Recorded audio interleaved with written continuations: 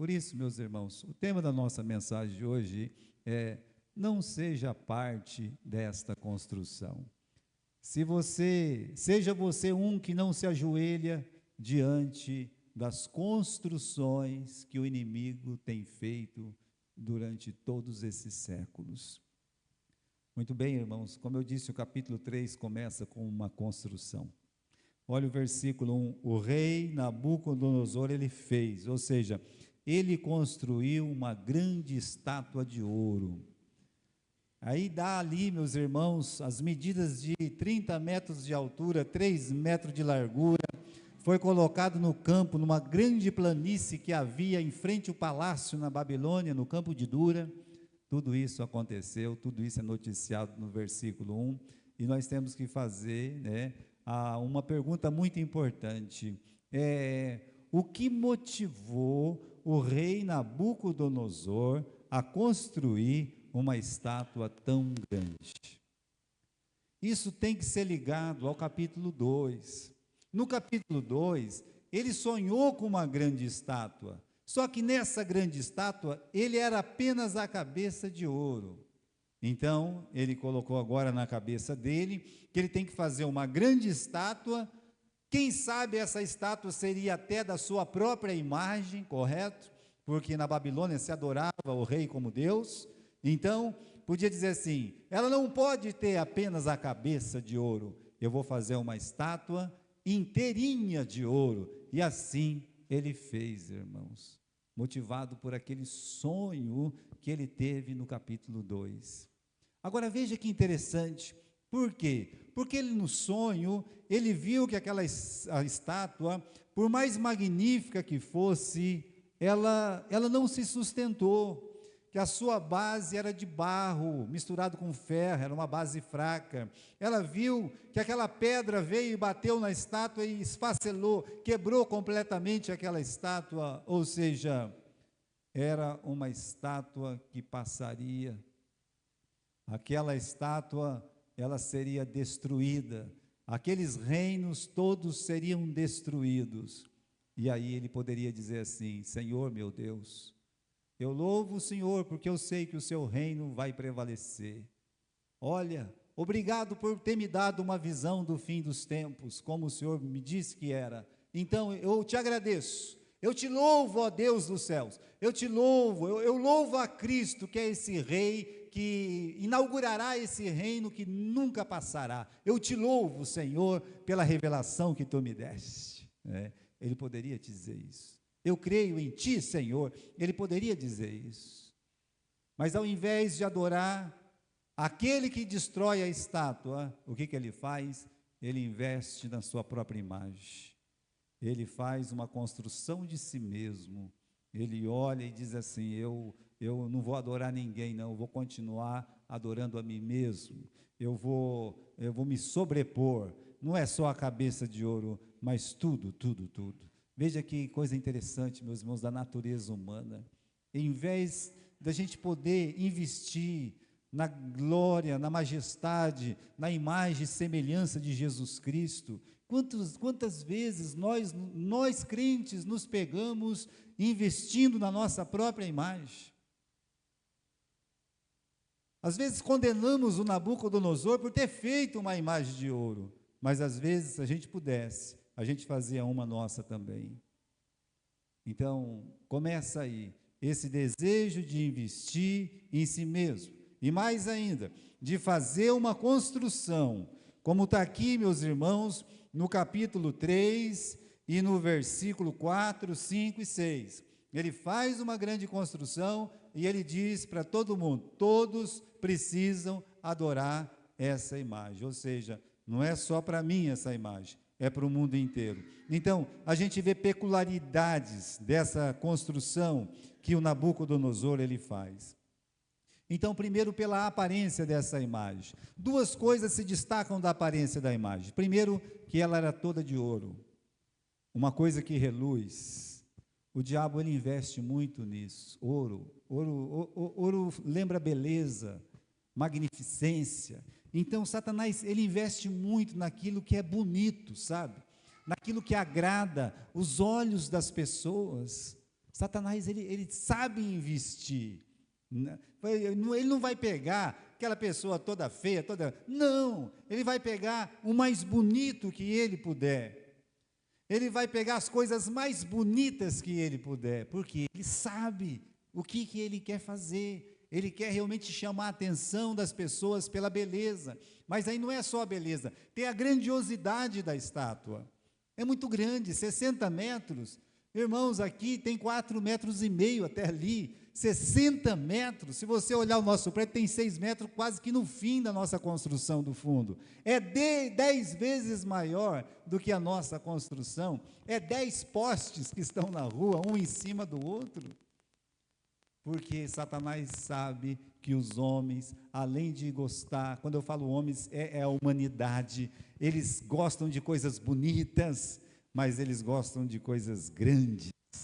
Eles querem fazer parte de coisas grandes. Eles dão valor nisso que é grande, sabe? Então, tem que ser grandes comunidades, tem que ser grandes empresas, tem que ser grande, tudo tem que ser grande, porque senão para ele não tem valor. Então, Satanás sabe disso. Eu não posso fazer uma imagem que seja apenas bonita, eu tenho que fazer uma imagem grandiosa. Então, ele conseguiu juntar a beleza com a grandeza. E depois, meus irmãos, uma outra coisa é que ela foi posta na planície. Geralmente os ídolos são feitos para colocar nos templos, mas esse não. Ele vai lá e ele faz o quê? Ele coloca ao ar livre, ele coloca na planície. Ou seja, uma vista certa, meus irmãos, do mapa lá da Babilônia, você vê aquele vale, o vale enorme da Mesopotâmia, você vê depois o vale da Babilônia, da Caldeia, os rios passam por ali, você sabe, onde passa rio tem um vale, e aquele vale de Dura. Ou seja, quando você entrasse na Babilônia, era impossível entrar na Babilônia e não passar pelo Vale de Dura. Ou seja, quando você entrasse lá, você ia ver aquela coisa grandiosa lá, aquela imagem grandiosa de ouro reluzente. Então, ele queria que todos vissem, para que todos pudessem ver, ser atraídos e sucumbir. Ou seja, como é que eu vou desejar? Já não diria aquele outro, né? O que nós desejamos? Aquilo que nós vemos. Então, sabendo disso, ele disse, olha, eu não posso ficar escondendo uma estátua no templo que ninguém vê. Eu tenho que colocar essa estátua num lugar onde todos possam ver. Olha como Satanás é. É por isso que as coisas do inimigo aparecem tanto, que ele investe tanto em aparência e grandeza, mas de um jeito que todos possam ver, para ser destacado, para a pessoa se sentir atraída.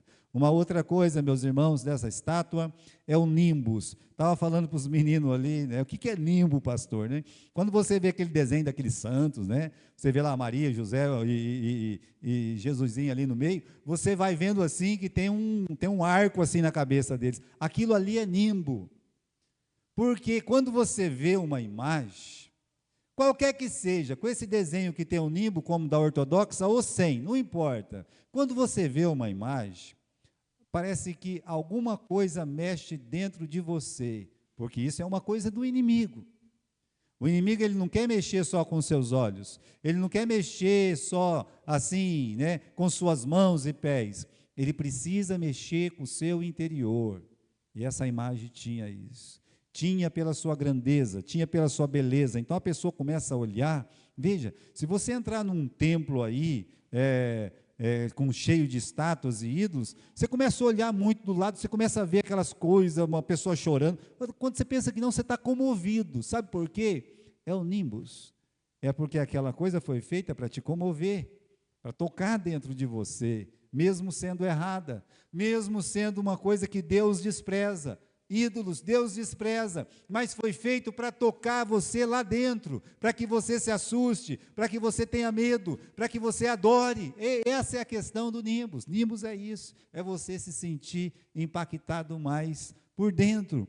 Uma outra coisa, meus irmãos, dessa estátua é a insistência do refrão. Por diversas vezes no capítulo 3, repete a frase, olha, prostrar-vos-eis, adorareis a estátua que o rei Nabucodonosor tem levantado. Quer dizer, é aquela mentira, não é?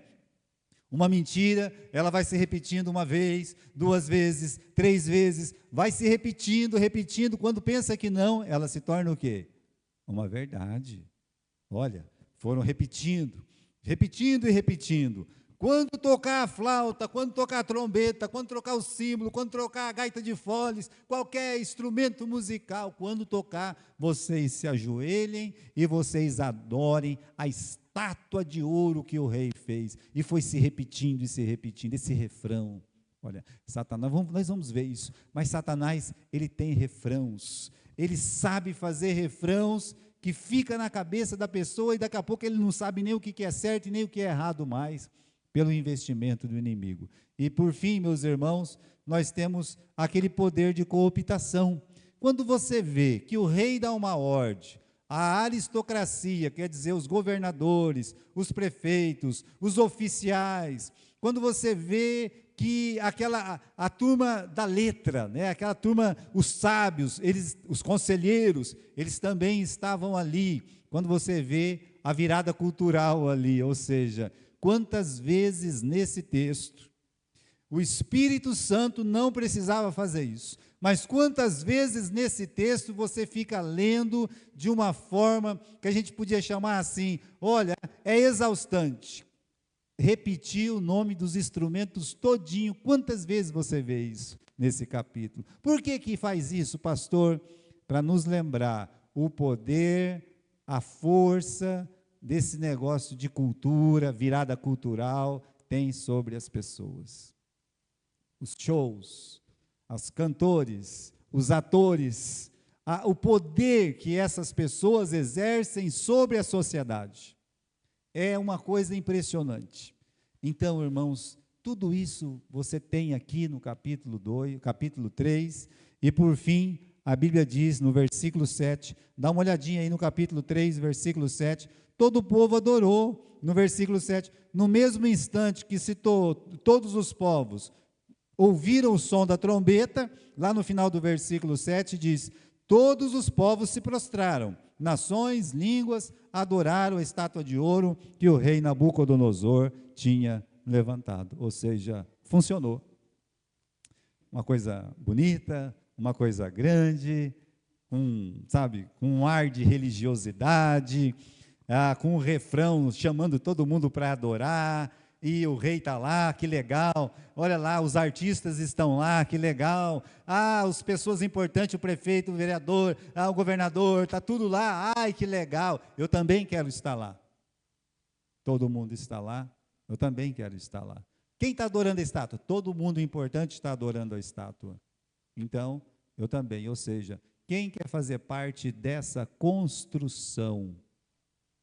Aqui no versículo 7, diz que todos os povos, todas as nações, todas as línguas fizeram parte dessa construção. Como é fácil fazer parte de uma construção que Satanás faz neste mundo. E aí, irmãos, o inimigo quer o quê? Ele quer que a gente faça parte de suas construções. Aí os ídolos hoje tem ainda, mas tem muito, e grande, e bonito. Na Índia, na China, a gente está até mal acostumado, porque a gente vê lá no Rio de Janeiro, é até pequeno, porque só tem 25, 30 metros. Mas quando você vai nesses países orientais, o investimento que ele faz, que Satanás ainda faz em imagens, ele sabe que aquele poder da imagem é forte ali na cabeça da pessoa. Vai tirar isso da cabeça desse pessoal? Não consegue, só pelo poder de Deus, através do Espírito Santo. Mas olha, irmãos, não é só a imagem de ouro, de prata, de bronze, não, né? Nós temos seres humanos também. Satanás, ele não é, naquele tempo não tinha televisão, naquele tempo não tinha todo esse negócio de internet, celular que nós temos. Então ele tem que investir naquilo que tem. Agora, como tem a televisão, como tem a internet, olha como Satanás é. Às vezes eu participo de muitas coisas de colecionador, né? Então eu gosto, que eu fico vendo, será que eu tenho alguma coisa que vale alguma coisa? Estou descobrindo que não tem muito mais não, né? Mas as pessoas, elas veem assim, uma figura, né? É uma figurinha, né? Uma figurinha. Figurinha de quem é essa aqui? Lá, os colecionadores. Eu quero a figurinha do Francisco Coco. Ninguém quase que conhece, só os mais velhos vai conhecer. Olha, Naquele tempo ninguém tinha televisão. Como é que as pessoas queriam adorar o Francisco Coco? Vendia lá na venda, sabe? Vendia a figurinha do Francisco Coco, desse tamanhozinho, né? Tá lá, as meninas compravam. Da Eva Vilma, comprava também, os meninos compravam. Está vendo só? Então, o Satanás, ele tem muitas construções, e hoje ele tem construções, seres humanos, os artistas do cinema, os artistas do esporte. Ele faz isso para quê? Para que nossos filhos, para que também nós dobremos o nosso joelho.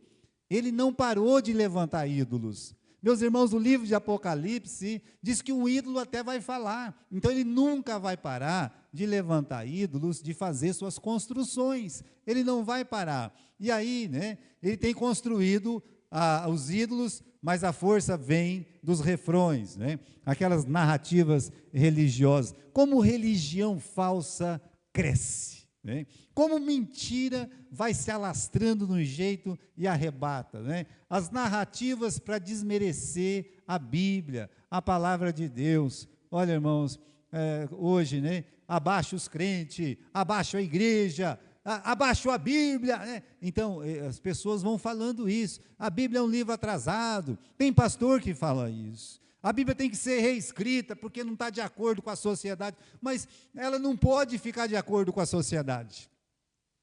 Ela tem que condenar o pecado da sociedade. Ela não pode se adaptar ao pecado da sociedade.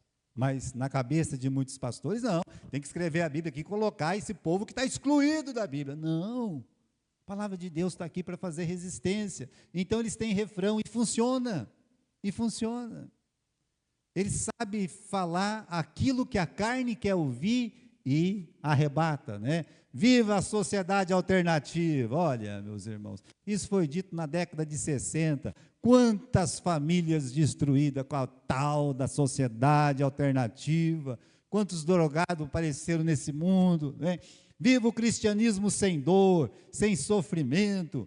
Não é um cristianismo forte, resistente, é líquido, se espalha facilmente assim por nada. Então, viva isso, um cristianismo sem dor. Como é que nós podemos imaginar que você vai crer em Cristo e, olha, no mundo tereis aflições, disse Jesus.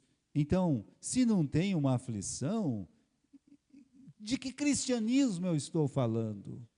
Meus irmãos, Satanás, ele constrói, ele tem construído um novo cristianismo, um cristianismo light. É muito fácil, sabe?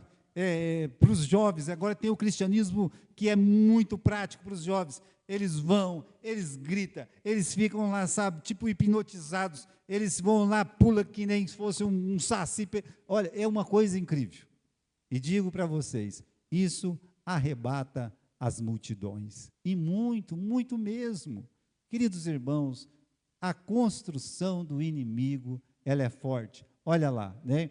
As narrativas ideológicas que consomem a mente, consomem o corpo e a razão de viver das pessoas. Três coisas. Como as pessoas são consumidas pelas narrativas ideológicas. Isso é uma obra do inimigo de Satanás. Você acha mesmo que ele não tem um refrão? Olha lá, você é contra isso? Você que está errado, você é mau, você não tem amor, é isso que eles falam para os crentes que condenam o pecado. Você vai falar alguma coisa, hoje você vai preso, porque você falou a verdade. Então, meus irmãos, eu queria deixar bem claro isso, que Satanás, ele não parou de construir coisas para você fazer parte. Mas eu não adoro nenhum ídolo. Mas será que você não está fazendo parte de alguma coisa que Satanás tem feito para te enganar, para desviar você da igreja, para te afastar do caminho do Senhor? Será que não? Então é isso. Continuando aqui, meus irmãos, a pergunta, né? Se a gente faz parte da construção do inimigo, né? E porque o convite é cativante, o convite é diário, a propaganda é poderosa, muito poderosa. É impressionante a propaganda. Olha, a propaganda funciona, irmãos, acredite. Se você fizer propaganda da sua igreja, vai funcionar também. né? Mas a propaganda é poderosa, ela é muito forte. Quando nós imaginamos que no jornal, que, sabe, você investe, qualquer videozinho que você vai acessar na internet, antigamente era uma propaganda, agora o mínimo é o quê? É 2 propagandas. Se for cumprido, aparece mais duas e vai aparecendo. Por quê? Porque ele sabe que propaganda funciona. E o diabo tem propagandizado muito essa questão aqui, né? Rede social, escola, grandes nomes da indústria, da música, do esporte, eles têm se dobrado aquilo que eu falei para vocês de ser um refrão, sabe? O mundo fala que é assim, daqui a pouco as igrejas apoiam, o Papa lá fala amém, todo mundo está... Aquilo que é completamente errado da Bíblia se torna certo e as pessoas começam a se prostrar e adorar, ou seja, faz parte daquela construção. O objetivo de Satanás é sempre se opor à verdade. Então, está aqui.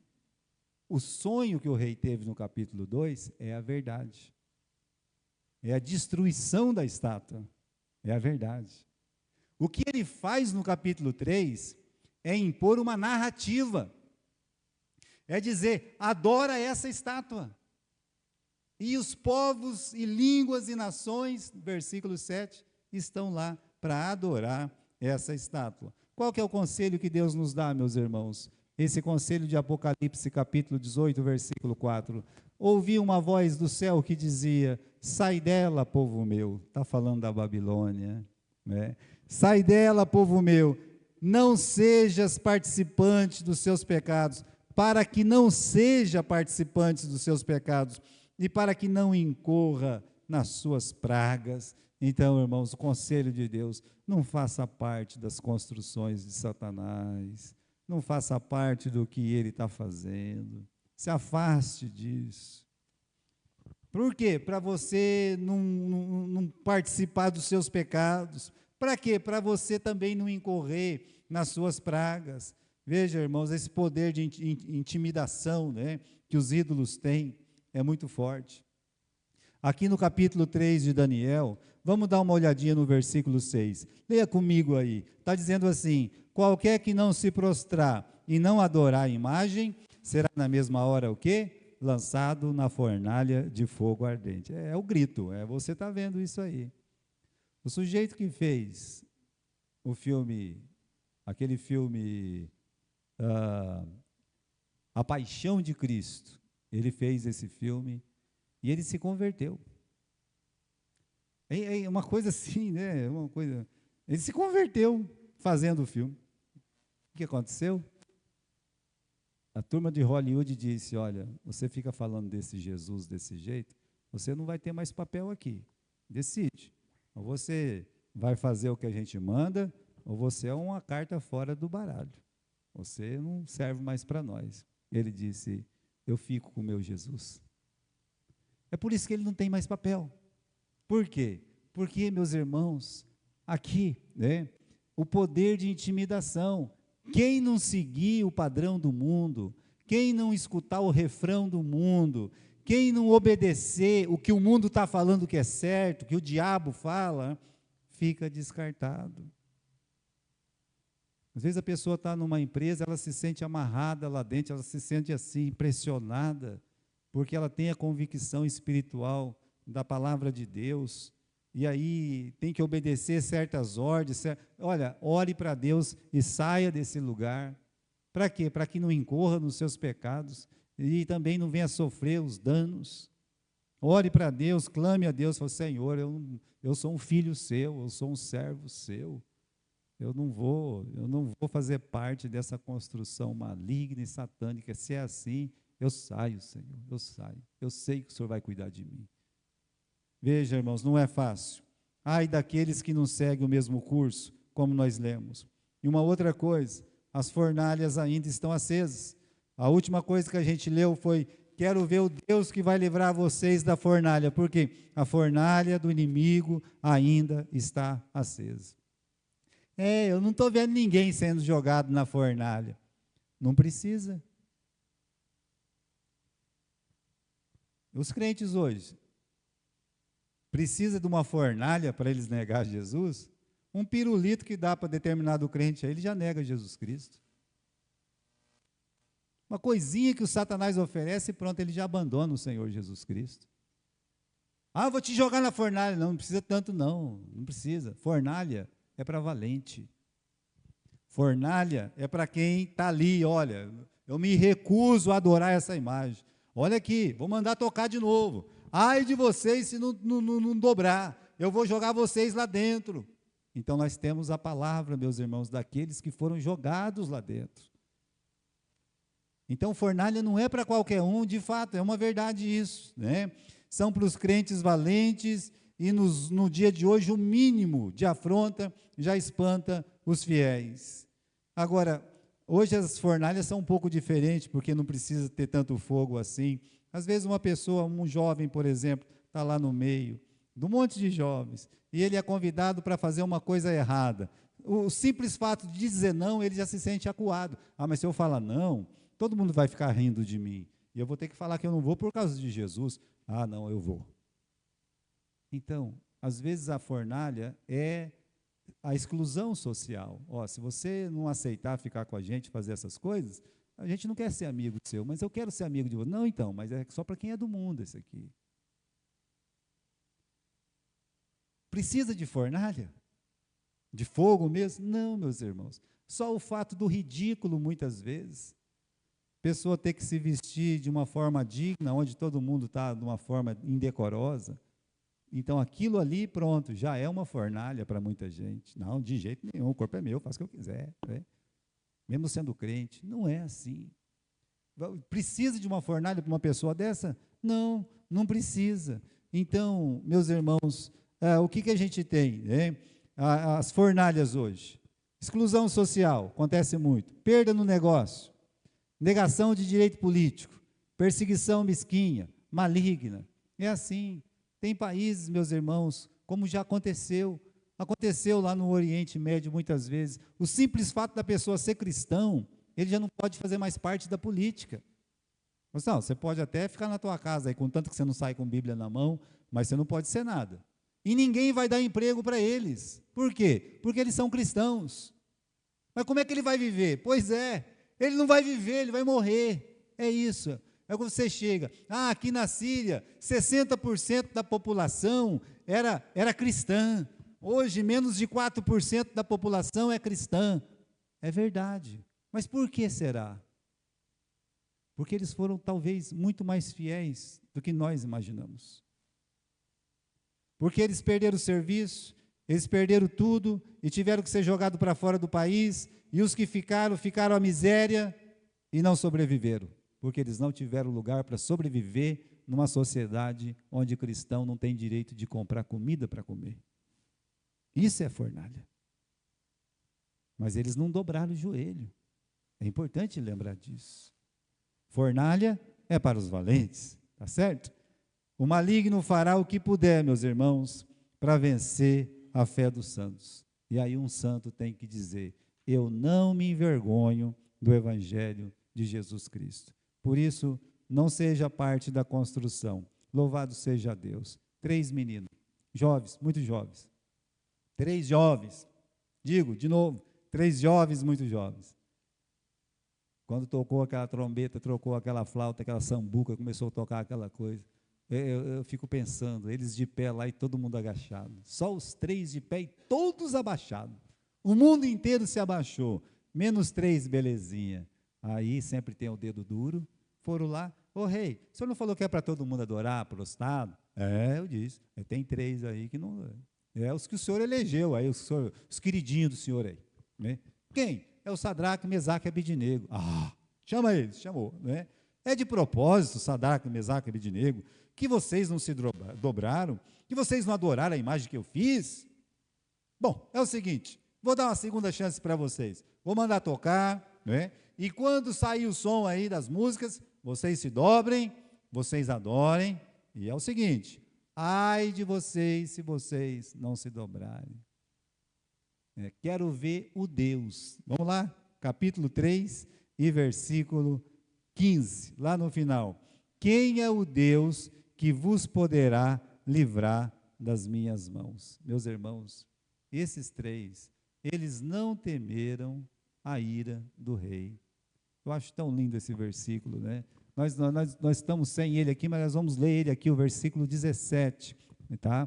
16 e 17. Responderam Sadraque, Mesaque e Abidnego. Disseram ao rei Nabucodonosor: não necessitamos de te responder este assunto. Eis que o nosso Deus, a quem nós servimos, é que nos pode livrar.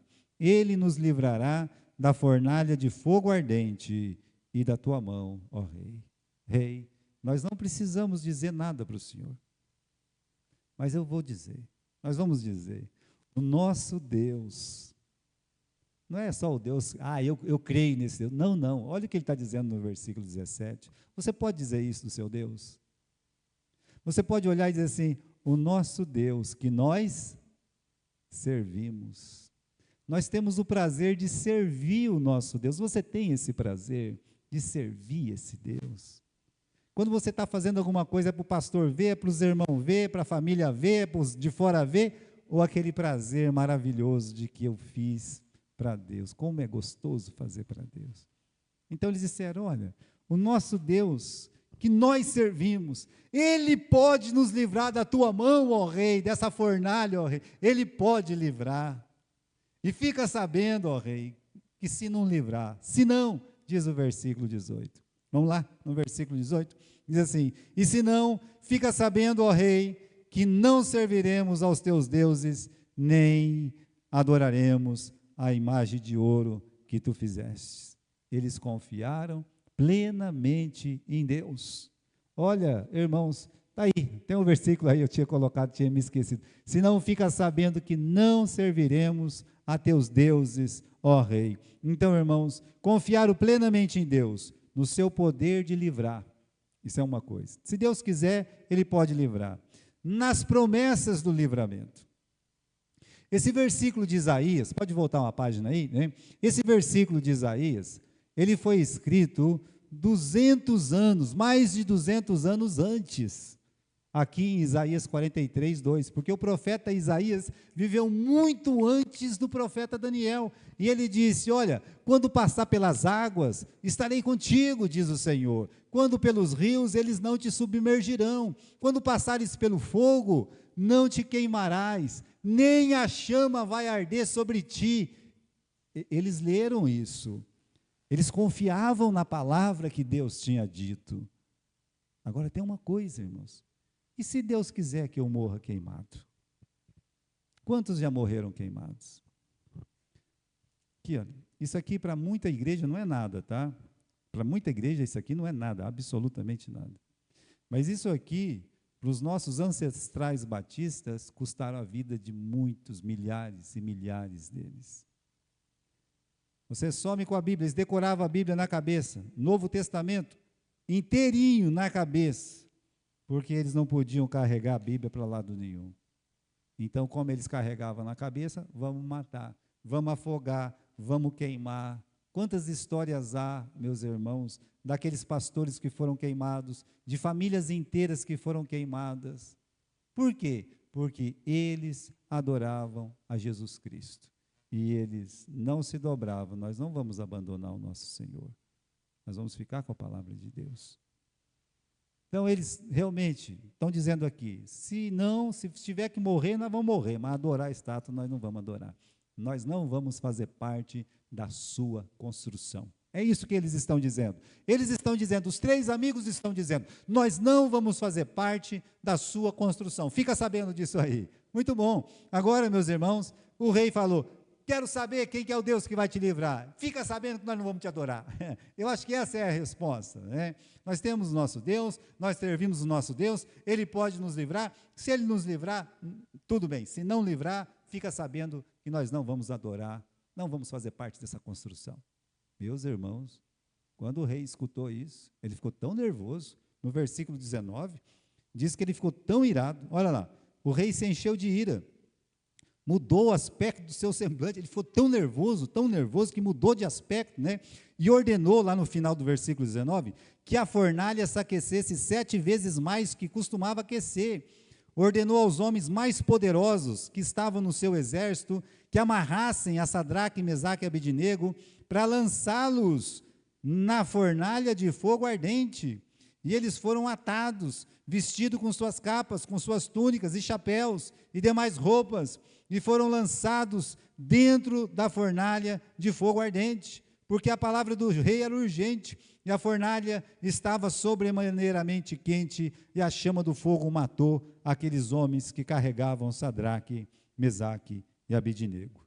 E estes 3 homens, Sadraque, Mesaque e Abednego, caíram atados dentro da fornalha de fogo ardente, amarrados, literalmente, jogados lá.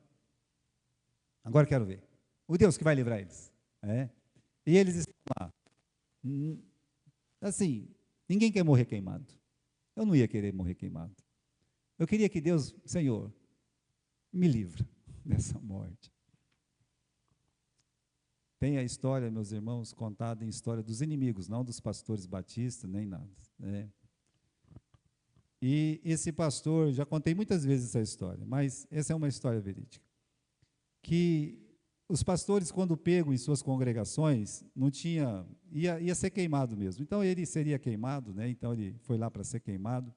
Mas ele tinha avisado a igreja dele o seguinte: olha, é o seguinte, eu vou ser pego, e provavelmente eles vão me queimar. Mas quando eu estiver sendo queimado lá, a corda vai queimar primeiro que eu, tenho certeza, aquela corda vai queimar. E eu vou tentar levantar as minhas mãos. Quando eu levantar as minhas mãos, é para dizer para vocês que é possível sustentar a dor. Então, irmãos, quando ele foi pego e ficou lá preso algum tempo, e depois colocaram ele para ser queimado, e a igreja apareceu, a igrejinha dele foi lá, os irmãos lá. E todo mundo vendo o camarada sendo queimado lá e tal, e a igreja esperando que a corda fosse queimada.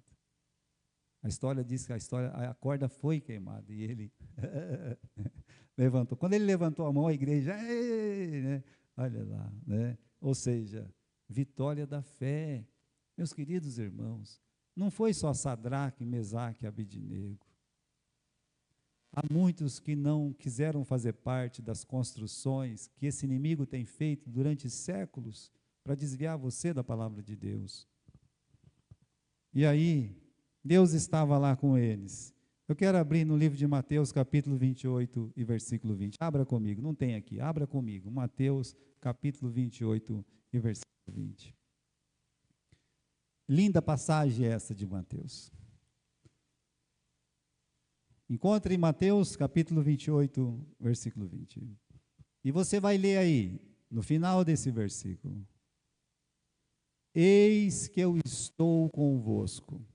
Correto? Isso? Eis que eu estou convosco todos os dias, até a consumação dos séculos. Jesus jamais te abandonará.